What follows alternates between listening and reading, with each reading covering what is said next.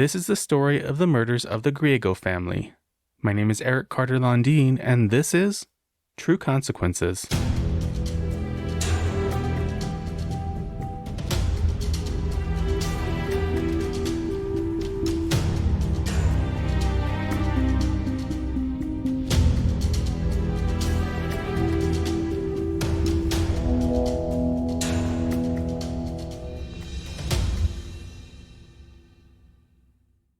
Another tenant named Anthony was also interviewed. He had known Greg from being in jail and was renting a place on the same property that the Griegos owned.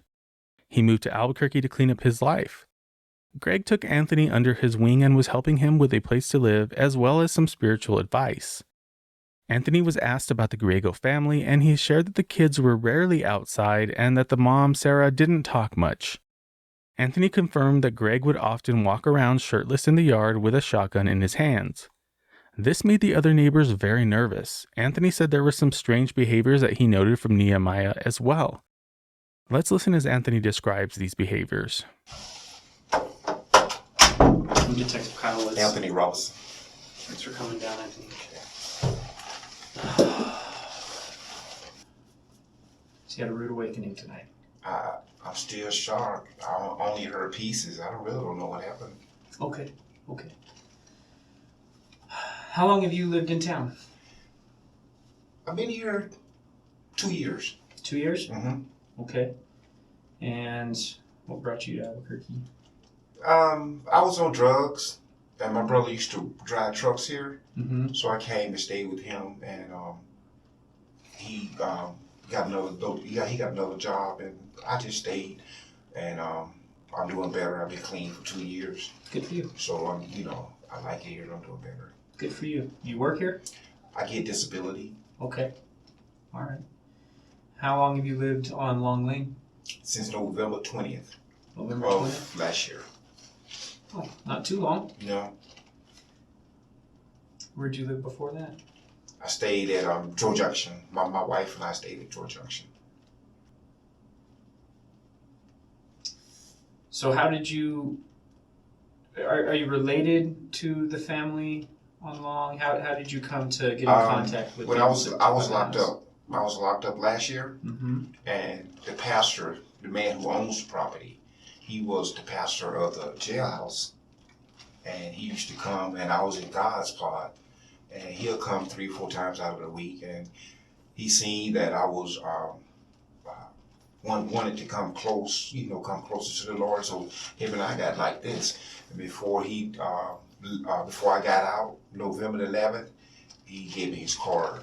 And actually, I met him. I don't know if you heard of this before, but they had that noonday from ex-military people, and they have a group every year come. And I seen him there, and I asked him, could I have his number? And I called him, and he had already told us that he had property, and he told me to come on out. And when I looked at it, I was like, well, I got to have some place to stay, and I've been staying there since November 20th. Okay. And where do you live on the property? I understand it's a pretty large property. Okay, you got the big house, then you got a small guest house to the left. Do you know directions, east, west, north, south? Right here, this way. Okay. And then I stay in a barn in the back. It's a big old large barn, and it's converted into like a 2-bedroom house. Okay. And you live back there? Mm-hmm. All right. Do you live back there alone? Me and my 2 cats. You and your 2 cats. All right. And what is the pastor's name? Griegos, if I'm pronouncing it. Griegos? Yep, yeah, that's it. Okay. All right. And were you familiar with the rest of his family? Did you have much interaction with them at all? They stay close in. The kids don't even go to school. They stay. That's what me and the neighbor who moved out, Mike, and his sister, the one that came down with us, it just was odd. They wasn't going to school, and the only time we see them when they run out, the 2 little boys, when they run out and check the mail. The mama, she don't talk. Okay. So have you had any interactions with any of the other family? Oh yeah, we went. They had a plumbing problem 2 days ago, So Mike and I went over there and we talked to try to help fix it, but we couldn't. And he called a plumber that was there Friday, and he was there today. This morning he was there. But other than that, I go and talk to the pastor. I was going to the Friday night meeting where they have prayer, and I just stopped going because I just felt funny. It wasn't all he said he was when I was locked up. And when you locked up, you just need something. You need somebody to like a daddy figure. And I thought that's what it was. But when I got out and all the neighbors, say what he do, walk around with his shotgun, with his shirt off.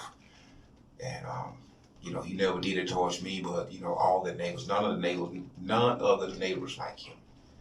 And this is Greg you're referring to, correct? Yeah. He got that California gang member all on his chest, all right here. Okay. The one that be on TV a lot. Okay. Did you ever see him walking around without his shirt on with the shotgun? But as soon as I moved back there, my neighbors told me. Even the lady who came down with her, they the one seen it, and it freaked her out. But he was cool with me. I just collect rent when I found out that he was acting away. Cause see, I'm on probation. Okay. And my probation officer is Chris Stanley. And Chris told me if I stay there, another 4 or 5 months, that I can be released early. As long as I do good urine and, because he just wanted me in a stable place. So that's the only thing keeping me there is I can get off a year early on my probation. But, he was the type of man that, he'll get the mail and hold it for 2 or 3 days. When we not there, he go inside of the house, because I lay something down, before my wife moved out, I lay something down and come back, bathroom lights on, and, this is moved, and Mike and his sister the same way, come in and turn the furnace off. 2 days ago, his wife came in and turned the furnace off. Off? Off. Okay. Because he think that, he's saving energy because I figure he paying for all the electricity. Okay. All right. Do you know his wife's name? Sarah. I know she said they've been here 12 years, but I know he's from California, but I don't know what part. But they've been to New Mexico for 12 years. That's what she was saying. Okay. Do you know any of the kids' names? No. No? Okay. Dad's not active with none of us. Okay. How many kids have you seen around? The baby, another one. The little boy got to be about 8. And there's got to be like a 13-year-old around that age. He always wears military clothes. That's all he wears.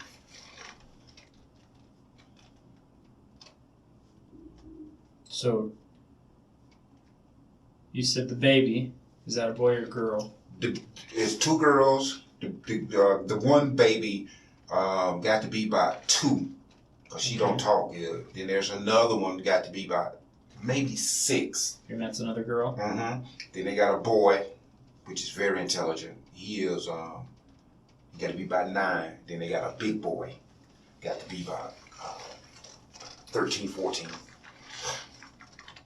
That's one that act real funny though, the big boy. And we're going to continue listening to Anthony as he talks about seeing something suspicious. Mm-hmm. Yeah, he acts real weird. He get out there, they got a doma pincher, right? Mm-hmm. He get out there and have a knife with him and be doing the dog. He practice on the dog, and then he... What do you mean, like, what do you do? He have a knife, be practicing trying to cut, Like, has the blade open on the dog? Oh, yeah. We see that. It freaked me out. And then, he did it on his little brother. And Mike was saying, what are you doing? Oh, I'm just practicing. When was this? It had to be back in October. The last 2 interviews that I want you to hear are Justin Marbury and Eric Lamb. Let's hear Justin Marbury first. Why are you here? How did you find out about everything? What's your relationship to what's going on? It was in the middle of our Saturday night service. Actually, I probably just seen dedicate your child. And Jonathan Cottonsteady and Johnny Corman, both leaders in student ministries. Mm-hmm. They kind of came into the foyer where I was at Calvary and said that Nehemiah had told a woman, his girlfriend's grandmother, her name is Joanna White, that his family was dead. That he had told her that sometime today.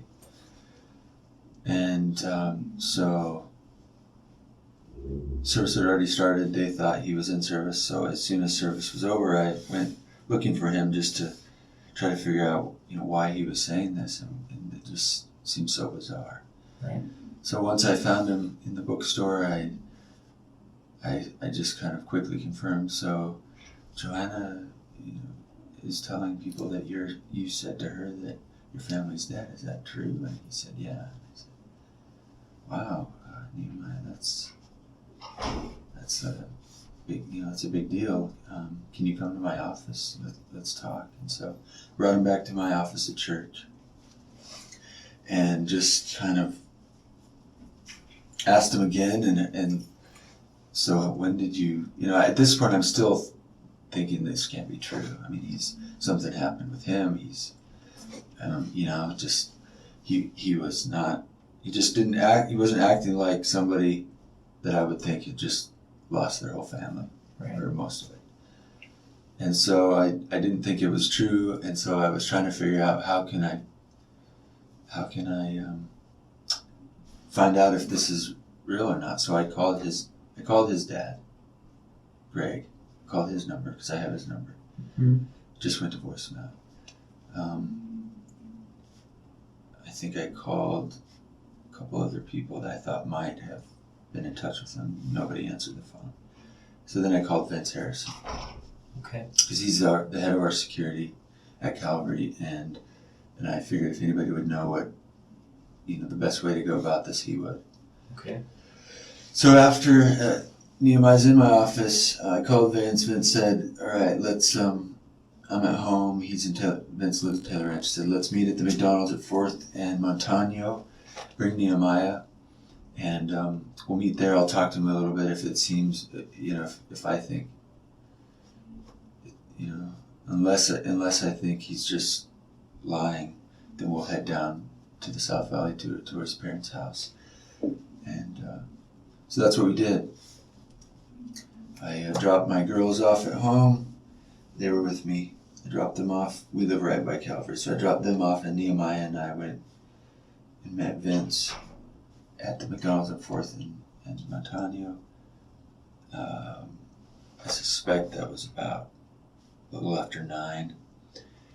And Eric Lamb, another pastor, followed me to the McDonald's and also parked his car there. I parked my car there, and we all went in Vince's vehicle. Vince, Eric Lamb, myself, and Nehemiah. And Nehemiah's with you? Yes. Riding with you? Yes. Okay. Yeah. He rode with me from church in my car to the McDonald's, and then we all got in Vince's car. Okay. I asked him some questions about what happened. He said, I said, when did you find it? Because I just thought I'm just going to ask him what he says has happened. So he said yesterday morning, between 6 and 7, that he came home. I think he said a friend brought him because he doesn't drive. Dropped him off at home, went inside, and that's when he saw his family. He said he saw them shot. They were all dead. And he said he found he recognized some empty casings, 223, shotgun, and a 22, I think is what he said. And that there was, for some reason, he mentioned a shotgun leaning against the bed. Nehemiah said he was dropped off Friday morning. You Yeah. said 6 or 7 a.m. Yeah. by a friend. Did he say where he had come from? No, he didn't. I didn't ask. No, he didn't. Okay. Did he say who this friend was? Okay. I know you said it's been a very long day. I know you're still it's coping with the loss yourself. Is there anything else you can think of that Nehemiah might have said that maybe I missed, Mm-hmm. or Right. I can't. Nothing's coming to mind. I mean,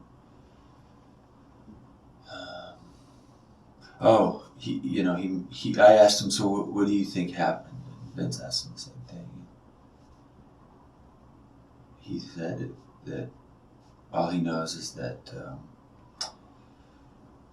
he thought, his past had come back to haunt him or something, come back to get him. So for some reason he thought it was something from his past. Because Greg, it was common knowledge that in the distant past, Greg was in gangs, and he was, he had a different life. But that was so long ago that, I wouldn't think that that would happen, but Nehemiah did say that. Now let's listen to Eric Lamb. I know I just told you, Detective Kyle Woods. Yes. And it's Eric Lamb, correct, That's sir? correct. What is your involvement with all? Well, let me start with this.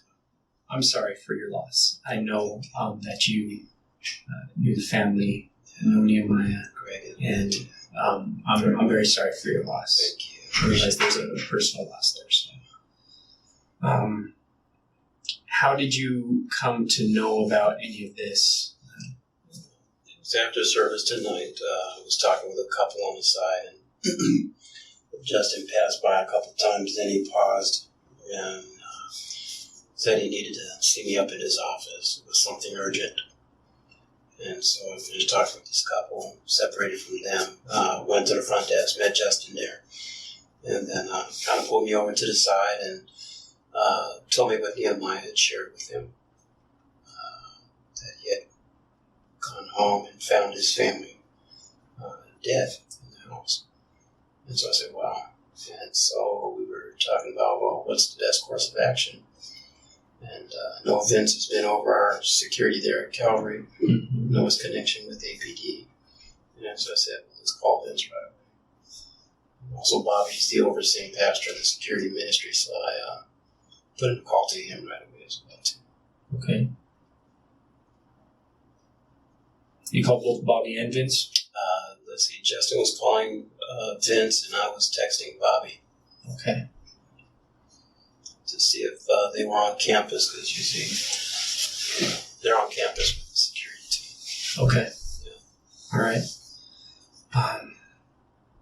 And what took place from there?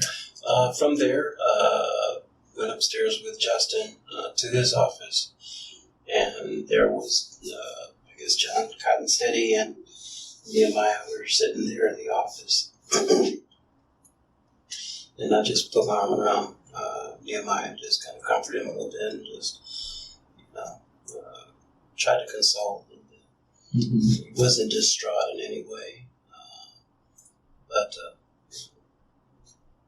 held himself together really good. And from there, just waited with Justin to hear back from Vince. I guess when we did hear back from Vince, he coordinated to meet with us from 4th Street down here, where we met, and then from there went over to the crime scene on the way. We thought it was important to call APD, have them come and investigate and check it out before we got there. So as we made the turn to go toward the house, we pulled over to the side and called APD and asked them to come on out to the house to meet us there. From there, we went on around the corner to the house and just sat and waited. Okay. Did you drive separately to the address, to your meeting place on 4th? Yes, we Okay. drove separately. I followed Justin. He dropped his girls off at home and then proceeded to McDonald's. Okay. And then did you all drive together? Did you drive separately? We to drove the house? together in Vince's truck.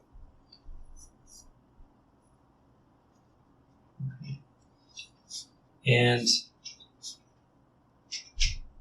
Nehemiah say anything to you either in the office or on the drive from McDonald's to We were just your trying to residence? confirm, are you sure that you saw this? Are you absolutely sure? Are you sure it wasn't or mistaken in any way? Because he just seemed to be too composed to, to be really alarmed. I mean, if he was really broken and crying, he'd say, "Oh wow, something serious has happened here." Mm-hmm. But he seemed to be pretty collected. And so, are you sure? Are you sure? And what was his response? So he said, "Yeah." And just shared with us that, I think he said 7 o'clock yesterday morning, he had gone home. And when he opened up the door, he saw his dad there. And then he went upstairs and he saw his mother and sisters dead, and brother. And he came back down. He said he picked up some 22 shells as well, too. And from there, he went to his girlfriend's grandmother's house or something there, and stayed, I guess, overnight, and then had come to church tonight, and I guess had shared with these other young men, and I guess God instead brought it to Justin's attention, and then Justin brought it to my attention. Okay. He said he picked up some 22 shells. Yeah, he said when he was in Alice, he saw some 22 shells on the floor, and he had picked them up. Did he say where that was? No, he didn't say where that was. Okay. He mentioned that he came home early. You said yesterday morning. Would that be Friday? Yeah, Friday morning about 7 o'clock. Did he say where he came from? No, he didn't say where How he got there? Hmm.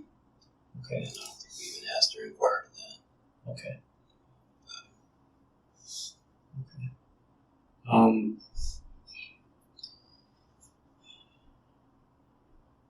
What can you tell me about Greg and his family? Who are they? Beautiful family. Greg's a big teddy bear. He's a very sensitive, very loving person, very giving person. Pretty much at Calvary was stayed to himself, but loved his family. Had his family with him all the time. Just a beautiful person, beautiful family.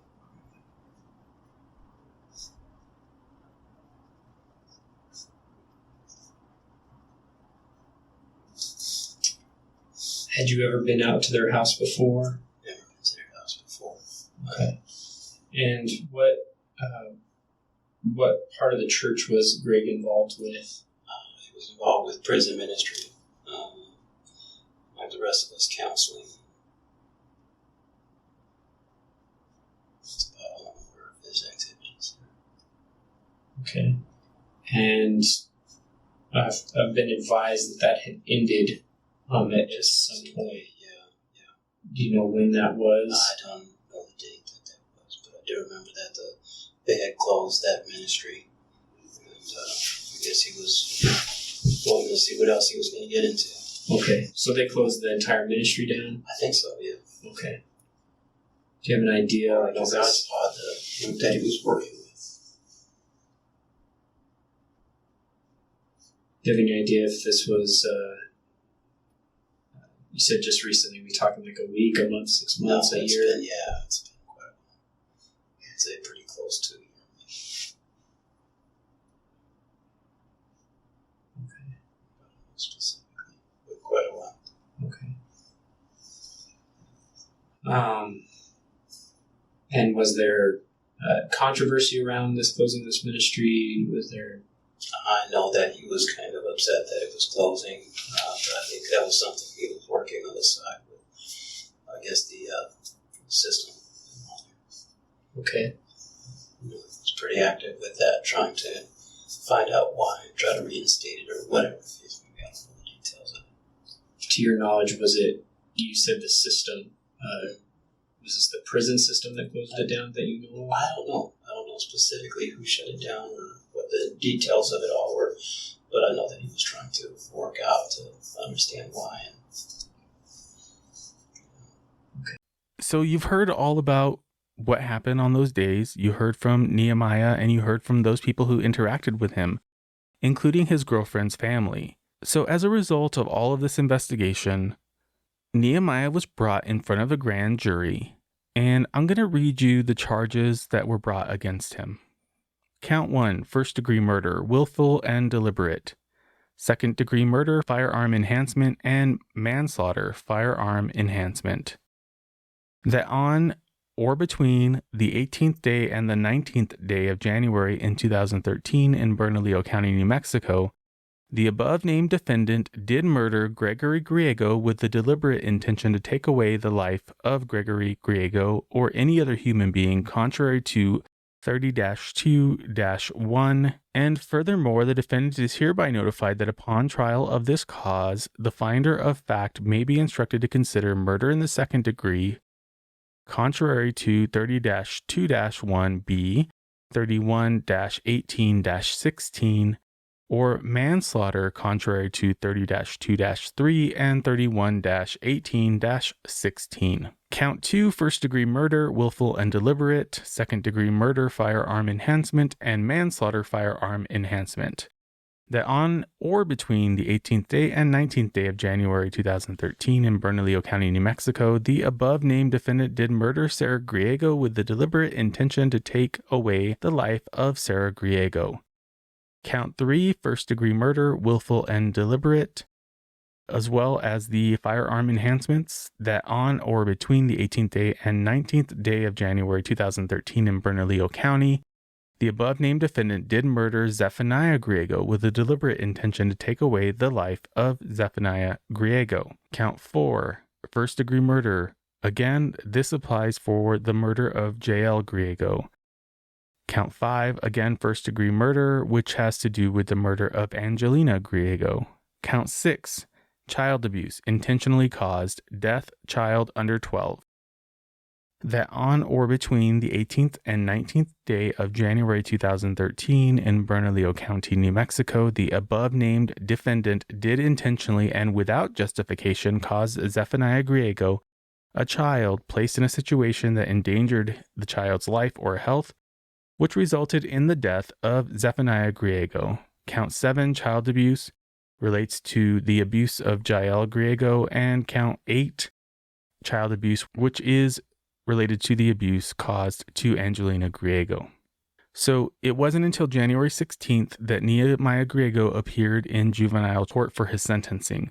He had gone through the entire process of going through the juvenile court system. There was a lot of debate about whether or not Nehemiah would be charged as an adult. If he was going to be charged as a child, he would only receive mental health counseling and then be released on his birthday. If he was charged as an adult, though, he could be sentenced to over 100 years in prison. Finally, let's discuss the trial, verdict, and sentencing. Nehemiah was arrested the day after he committed the atrocities at his family home. The trial process dragged on for years due to appeals and discussions regarding trying Nehemiah as a child or an adult. Argument was made by the defense that the court needed to do more to help Nehemiah's mental health.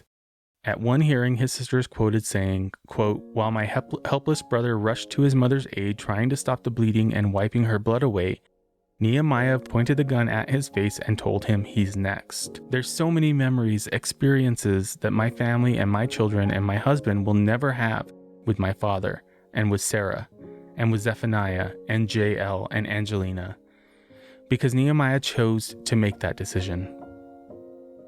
Annette Griego said, "While the case moved through appeals and judge changes, time continued to pass. Finally came the time for the trial and sentencing in 2019. Nearly 7 years after he killed his family, Nehemiah entered a guilty plea to the charges brought against him. On November 1st, 2019, he was sentenced to 7 years for the murder of his parents and 3 life sentences with the possibility of parole for the murders of his younger siblings. These sentences will be served concurrently, and he will be 52 years old when he is eligible for parole. When delivering her sentence, Judge Hart said, quote, "The court essentially has no choice but to protect society at the expense of defendants' continued trauma-informed treatment, since such a targeted, sophisticated treatment is not available in the Department of Corrections." Hart wrote, adding, "A sentence that addresses punishment and provides for the immediate protection of society based on the defendant's current level of rehabilitation will likely undo the work accomplished through the juvenile system and place the public at greater risk in the future.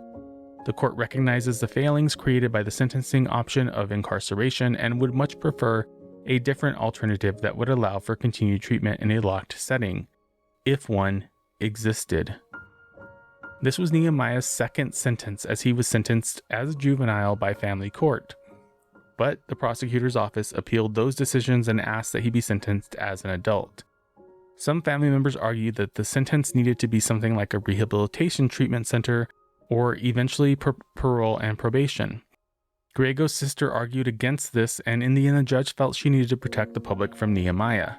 This was one of the most tragic murder cases in New Mexico history, and now all that can be done is remembering the victims of this horrible tragedy.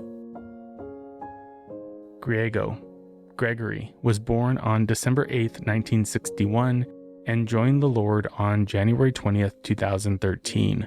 A loving father, husband, brother, uncle, and grandfather who was a selfless servant of God who touched many lives. He overcame difficult obstacles in his own life and became a symbol of redemption and compassion for those who struggled with addiction and incarceration. He was an Army veteran who served on a peacekeeping force in the Sinai Peninsula and served in the New Mexico National Guard. He was a pastor at Calvary Chapel for 5 years, a chaplain for the Albuquerque Fire Department and Metropolitan Detention Center, as well as a veterans advocate. He is survived by 7 children: Greg Jr., Erica Griego, Annette Griego, Priscilla Garcia, Carolina Robles, Vanessa Lightborn, and Nehemiah Griego, and by 3 brothers, Richard Chavez, Eric Griego, and Richard Griego Jr., 2 sisters, Luisa Hood and Regina Griego, and by his father, Richard T. Griego, and stepmother, Dee Griego. He will be deeply missed but has joined his creator and family in heaven. Griego Sarah Christine was born on January 25th, 1972, and joined our Lord on January 20th, 2013. A loving mother, wife, sister, daughter, grandmother, and aunt, she was devoted to the Lord and her family. She was a homeschool teacher, ministered to women in jail, and was active in Calvary Chapel's Spanish and jail ministry. She loved animals and had dogs, chicken, horses, and rabbits. She's survived by her 2 children, Vanessa Lightburn and Nehemiah Griego, 3 brothers, Anthony Romo, Craig Wolf, Gabriel Wolf, and 1 sister, Lorraine Yardley, and by her mother, Esther Wolf. She will be deeply missed, but has joined her creator and family in heaven. Griego Zephaniah Azariah was born on August 25th, 2003, and joined the Lord on January 20th, 2013. A faithful son and brother, he loved to play the djembe drum and wanted to someday be a lawyer.